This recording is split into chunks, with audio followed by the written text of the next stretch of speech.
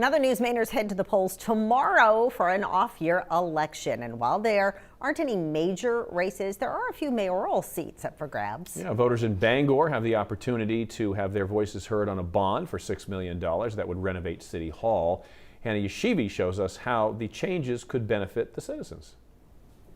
It was built after the Great Fire of 1911. The architect used similar plans for what's almost a duplicate building in Danville, Illinois. And Bangor City Hall looks a lot like a number of federal buildings across the country. The federal government felt very strongly that buildings should have a sense of prominence to show the importance of all of these cities and towns. Prominence that makes the city of Bangor's building stand out from many of the buildings in downtown Bangor. But now, Bangor voters are being asked to consider a $6 million bond for renovations to the interior. Obviously, $6 million is a lot of money. We're well aware of that. This building is actually 45,000 square feet. About half of that money would be to reconfigure the first floor. Also part of the plan, upgrading systems, all to better serve the needs of the residents.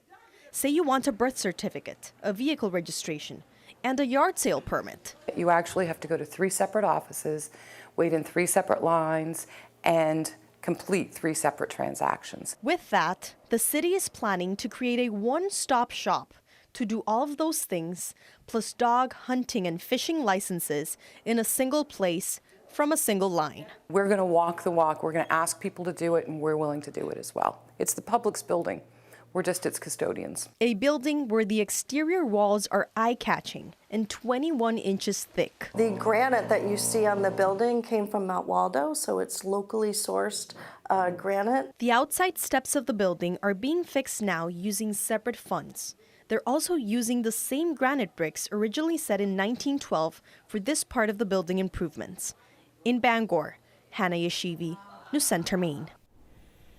So the bathrooms, the workspaces, elevators, the facility in general does not comply with the Americans with Disabilities Act, something else the proposed restorations would fix. And to make this renovation happen, the city would need the majority of voters to vote yes on the referendum question on their ballot tomorrow.